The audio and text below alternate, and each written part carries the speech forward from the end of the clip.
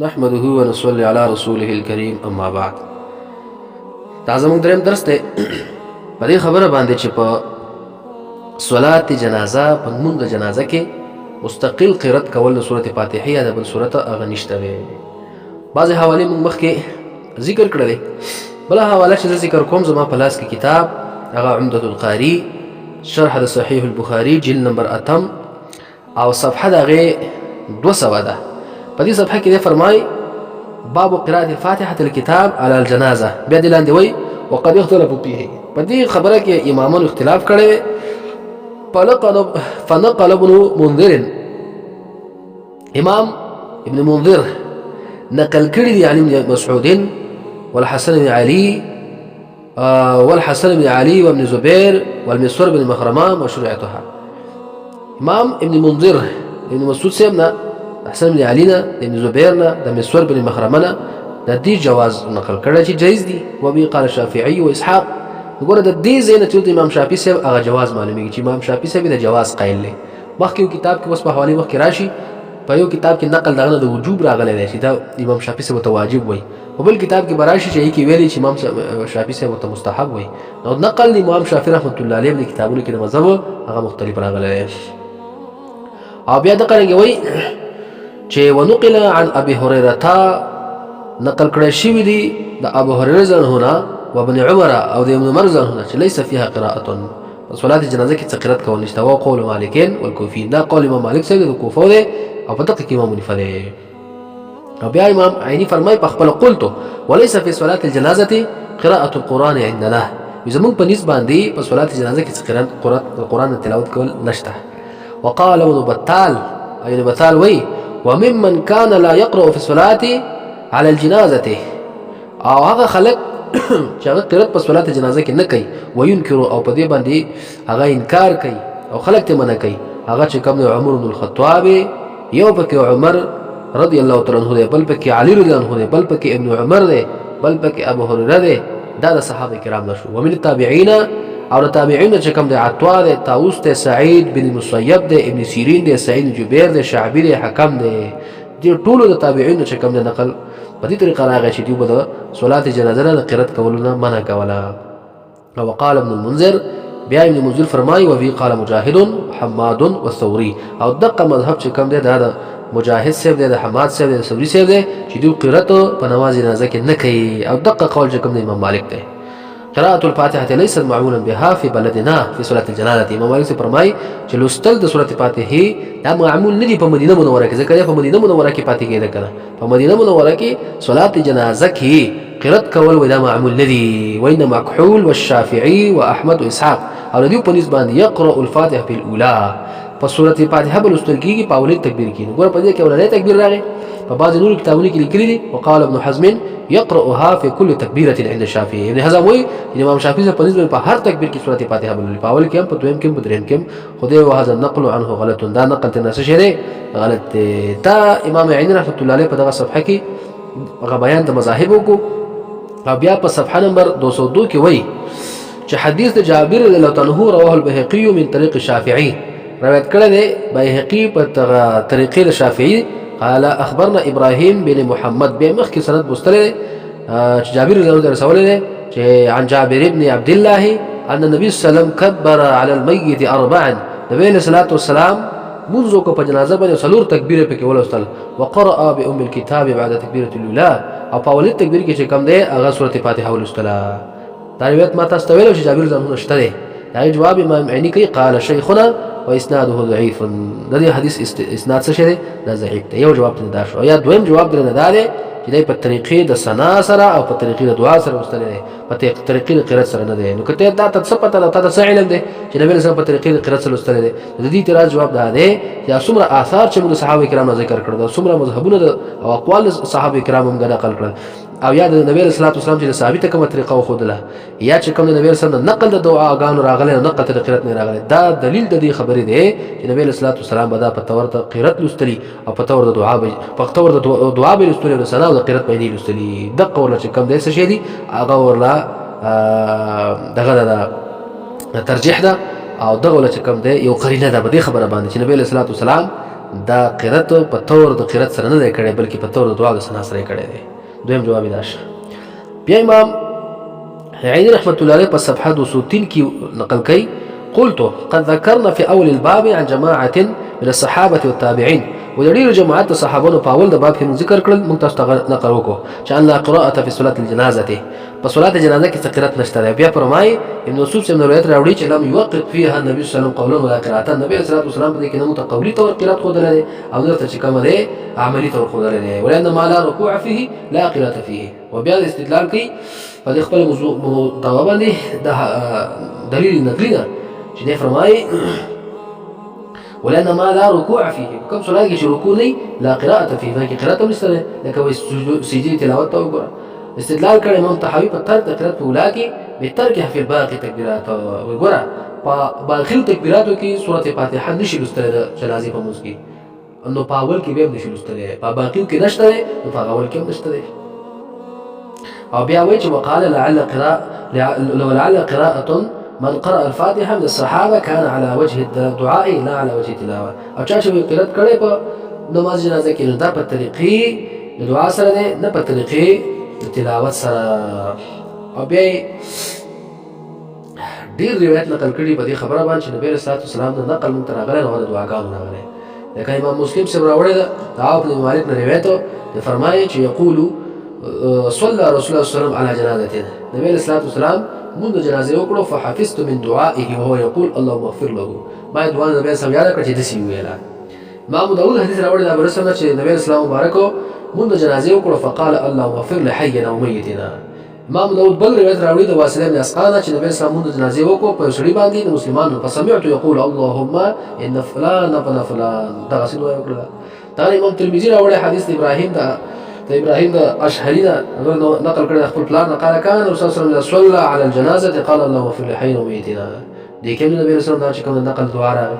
بل روایت راوړي حاکم په مستدرک کې د حدیث د یزید بن رکانه چې کان رسول الله صلی الله علیه وسلم اذا قام يصلي على الجنازه کچو نبی اسلام نو د جنازې کولو ته ودرېدل تسمع قول اللهم عبدك وعبد عبدك. دا دعا ته نقل شوی ده.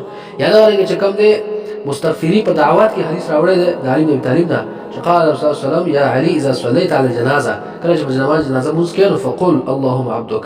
دا دعا ته خدای د عینی رحمت الله علیه په دې استدلال کوي چې نبی صلی الله علیه وسلم د څومره نقل د صلات جنازه راغلی نو صرف پکې دعا ده او قرات کولې پکې هغه نه دي کړي. نو هغه دا خبره ثابته شوه د دې روایتونه قرات کول په صلات جنازه کې هغه نشته دی.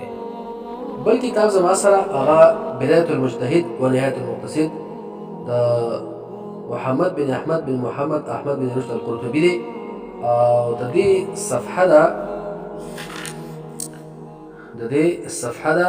219 په دې کې دی المسأله الثانيه يختلف الناس في القراءة في صلاة الجنازة. صلاة الجنازة کې قرات ته کوي چې دې کې علماء خلاف کړي. امام مالک امام حنیفه وایي چې ليس فيها قراءة انما هو الدعاء. صلاة الجنازة کې قرات نشته دا صرف دعا پکې کوا. امام مالک څه فرمایي چې قرات سورۃ فاتحه دې کې معمول نه دی زموږ په خارج کې چې مدینه منوره دا مخکې ټول کتابونو په حواله باندې دي شو بلکې سبا کې الله حمد و ثنا به ويثني عليه بعد تكبير الله. الله حمد و ثنا به هغه دویم قولي تکبیر کې ثم يكبر ثانيه بیا بل او پر دویم پیروي او صلی علی نبی سلام په نبی سم درود وي ثم يكبر ثالثه دریم تکبیر به وي نو پای کې به فیشفع الميت دا مړي د پاره دعا وغواړي او دا د پاره شفاعت دعا کې ثم يكبر رابعه څلورم تکبیر به وکي او سلام سلام وګرځي. امام شافعي څخه په کوم دی نو پس تکبیر ولاله سورته فاتحه لوستل شته یو قول ته ولسار تکبیرات نم راغلي چې ټول تکبیراتو کې ویل دي. سبب د اختلاف د دې چې کوم دی هغه څه شي هغه بیا په بسط ذکر کړم دغه درایي جانبین راوړي دي او دغه روایت د بخاری شریف راوړی دی لا صلاه الا بیت الكتاب او بیا دغه روایت ابن عباس راوړی دی او دغه جوابونه چې کوم د مخکې هغه شوی دي. او بیا وایي ويمكن ان يحتج لمذهب مالك وای دا خبر ممکن ده چې ته دلیل ونیسي د امام مالک صاحب د مذهب لپاره بظواهر الاثار التي ظاهر د هغه اثار سره چې نقل شوی فيها دعاءه عليه الصلاه والسلام پای کې نبی صاحب دعا نقل شوی ده په جنازه باندې ولم ينقل فيها انه قرأ او قرات نبی صلی الله علیه وسلم دا هغه نه نقل شوی او دا روایت چرته دي لکه ما تاسو مخکې په بسط سره ذکر کړ ډېر تفصیل سره او دا باندې دغه روایت امام مسلم هم نقل کړی په خپل صحیح مسلم کې په جلد 2 کې په صفحه 600 62 کې په کتاب الجنایز کې باب د باب دعاء للمیت په صلات الجنازه. او دغه امام ترمذی نقل کړه په جلد دویم کې په صفحه 245 کتاب الجنایز باب ما یقول په صلات علی المیت کې. او دغه امام نسائی نقل کړه کتاب الجنایز کې باب دعا کې. په دې بابونو کې ټول چې وګورئ مخکې ما د عیني په حواله باندې مختصر ذکر کړو چې دا کتابونه د زما راستلي دي حواله نو بیا ډېر تفصیل لازمي او تکرار په حوالو کې راځي. خو په دغه کتابونو کې د نبی صلی الله علیه وسلم صرف نقل د دعا راغلی په صلات جنازه کې نقل د قرات نه راغلی. نو دی وایي وعلى هذا فتكون تلك الاثار كانها معارضه لحديث ابن عباس. دغه کوم روایت چې رااله چې نبی صلی الله علیه وسلم صرف نقل د دعا راغلی دا معارض دی د حدیث عبد الله بن عباس سره. دا هغه سره معارض دی. نو چې هغه سره معارض شو نو هغه تاسو ته ویل چې بیا ترجیح خو دغه آثار لره او دغه دلایل لره او د حدیث ابن عباس چې کوم دی دا هغه خو یا دغه مرجوح دی یا مې تطبیق کو او یا دا چې دی په خلاف باندې نور هغه صحابه کرام معمولات هم راغلي دي. دا جواب دا شو. او مخصصه لقوله لا صلاه الا بفاتحه الكتاب او دغه آثار چې کوم دا مخصص دي د دې قول د نبی صلی الله علیه وسلم لا صلاه الا بفاتحه الكتاب لا صلاه الا بفاتحه الكتاب د لپاره مخکې جوابونه چې کوم تیر شیو چې دا شامل نه دی صلات جنازې لره ځکه دا شامل دی هغه صلات له شغزات رکوعین او سجودین او صلات الجنازه ذات رکوعین او سجودین دی. او یا دویم جواب دا شو چې دغه آثار چې کوم د نبی صلی الله علیه وسلم کوم اخبار نقل دي کوم احادیث چې پای کې نقل د دعاویو دي نو دا دغه روایت دا مخصص شو د دې عام حدیث لپاره چې لا صلات الا بفاتحه الكتاب لپاره. یا دریم جواب دا کړ چې لا صلات الا بفاتحه الكتاب دا عام دی او صلات جنازه خاص دی خاص ضرورت وکړ دی. او بیا ډېر نور دلایم چې کوم دی په دغه صفحه 220 کې هغه ذکر کړی دی. بل کتاب هغه زما سره مرقات د مولا لقاری دا شرح مشکات دا څلورم جلد دی او د دې صفحه دا 123 په صفحه 123 کې چې کوم دی دغه ابن عباس رضی الله عنه دا حدیث راوړي او بیا پای پسې نه فرمای قالت بي ليست بدعه قال الاشرف. ابن عباس چې ویل چې ما قرات وکړو په صورت په نماز جنازه کې په دې باندې ما جهر وکړو د دې لپاره لتعلم انها سنت تاسو پته ولګی چې دا سنت ده. نو دې سنت څه معنا ده؟ یعنی سنت معنا دا چې بدعت نه ده. څه شی نه بدعت نه ده ځکه چې وای دا سنت دا د دوه خبرو مقابل راځي. یو سنت مقابل د واجب دی یو سنت مقابل د بدعت دی. نو دلته سنت دا مقابل د واجب نه دی یا چې دې سنت نه هغه سنت واغسته چې د واجب نه ښکته مرتبه ده د مستحب نه بره مرتبه ده دغه مرتبه مراد نه ده بلکې دا سنت مقابل د بدعت دی. یعنی بدعت نه ده سورۃ فاتحه لوستل په نماز جنازه کې دی. وایي وليس المراد بالسنه انها ليست بواجبه. دا مراد نه چې دا واجب نه دی سنت دی بل ما يقابل البدعه بلکې دې سنت مراد هغه سنت چې هغه مقابل د بدعت انها طريقه مرويه دا یو طریقه مرويه ده. وهذا التاويل على مذهب الشافعي واحمد دا تعویل په مذهب د امام شافعي او د امام احمد شو. وقال ابو حنیفه ليست بواجبه يعني واجبه ده. يعني ان الفاتحه لو قرات مكان الثناء كسوره الفاتحه د ثنا په ځای باندې سبحانك اللهم وبحمدك په ځای ودري ولستل شي نو دی وای لقامت مقام السنه. دا سوره الفاتحه ولا په ځای د سنت باندې ودرېږي. یعنی سنت خو روایت چې کوم دی هغه د ثنا دی دا ولا په هغې په ځای باندې ودرېږي ځکه به ودرېږي چې دې کې هم ثنا شته دی. په شرح د فتح القدیر کې چې شرح د دغه د هدایي ده ابن الهمام دی وایي قالو لا يقرأ الفاتحه سوره الفاتحه په مانځ کې نشي لوستلی الا يقرأها بنیت الثنا. نو که په نیت د ثنا باندې ولولي څه مسله نشته. دا حواله مې ایستلې ده خو بس یو کتاب په حواله مې ته وویله بل کتاب ته ضرورت نشته توالت لازموي. ولم تثبت القراءه عن رسول الله صلی الله علیه وسلم. د نبي صلی الله علیه وسلم نه قرات نه ثابت او په موطا امام مالک دی ابن مسلم چې كان لا يقرأها في صلاة على الجنازة. دا قرات په صلاة جنازه کې نه کول دا روایت مخکې تیر شو. بهذا يعلم په دې خبره ستاسو معلومه شوه ضعف قوله انها طريقه مرويه. ويا چې دا طریقه مرويه ده دا غي عضو په چې کوم دی هغه څه کړی شو هغه معلوم کړی شو. نو دې مشوره خلاصم دا راوتله چې سورۃ الفاتحه فلیت ثنا باندې فلیت دعا باندې دا لوستل د کوم باکو هغه نشته دی. خو په دې د قرات باندې لستونی نشته دی ځکه چې هغه روایت د نبی رسول الله نشته. دا بل کتاب زما سره فیض الباری شرح د بخاری او داغه جلد چې کوم دی هغه دریم دی جلد نمبر دریم صفحه دی 52 ده. دغه حدیث به کې کوم دی راوړي کوم چې دا به کې راغلی دی چې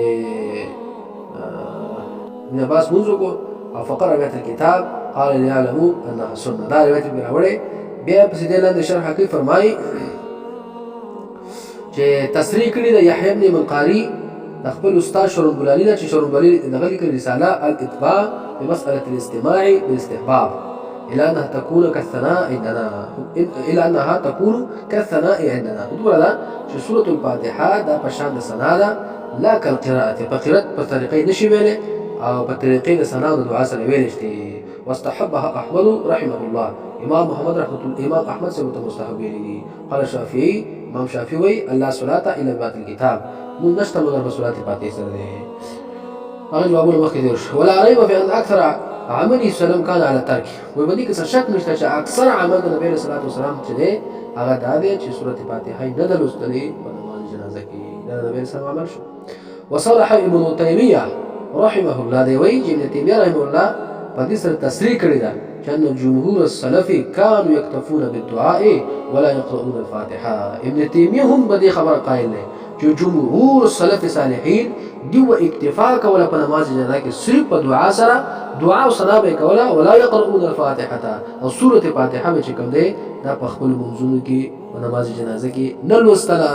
دایره ابن تیمیه شو چې دا پنځم مذهب ولا دی. هغه پنځم مذهب ولا هم وایي چې جمهور السلف الصالحین دا په سوره په نماز جنازه کې سوره الفاتحه نه لوستلې، نن به څنګه ولوستل شي. دا شوله فیض الباری.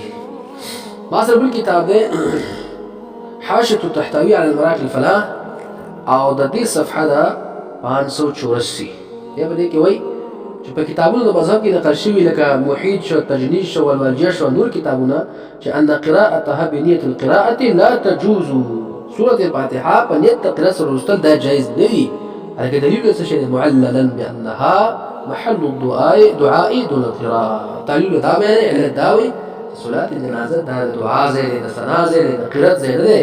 کذا فی السیری مختصرا، دا کتاب کې وښه د چوړو خلاصه د دومره باس و باسي دا راوته چې په نماز جنازه کې د رسول الله صلی الله علیه وسلم نه نقل د دعاګانو راغلی، نقل د قرأت نه نه دی راغلی. صحابه کرامو چې کوم دی دا نقل د قرأت نه دی راغلی، قرأت دعاګانې ترې نقل شوي، دعاګانو او طریقې کار او موږ ټول تاسو چې کوم دی واضح کړو.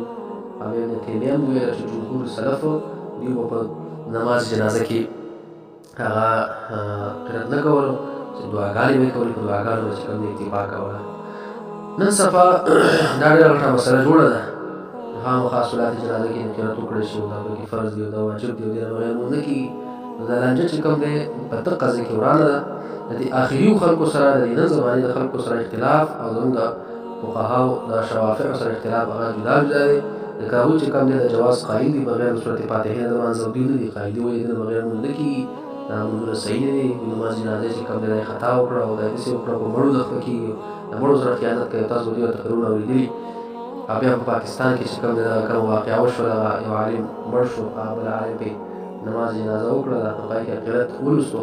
نو که دا قرأت په نیت د قرأت سره یې میسیګاري نه کړی، د احنافو د مذهب نه چې کوم دی منحرف تللی دی. او که په طریقې د دعا سره او ثنا سره یې کړی، نو بیا د احنافو د مذهب دغه روایتو موافق دی.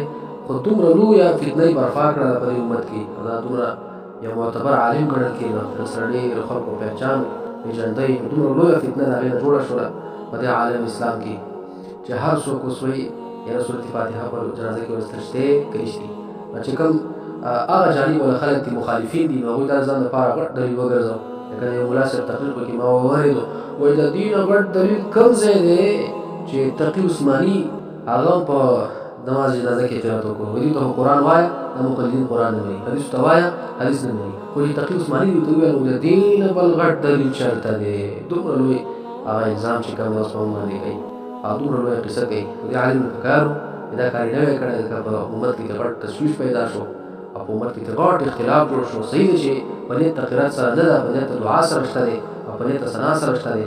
خو دا وخت به یې کتلي وی، د زمانې ته به یې کتلي وی، د محمود د بلادو ته به یې کتلی وی. امام مالک صاحب د لوی عالم دی، امام مالک صاحب رحمت الله علیه د لوی زرها او سرها چند لوی عالم دی. هغه مبارک ته تر کړې ده، امام نفر تر کړې ده، نور تر کړې ده.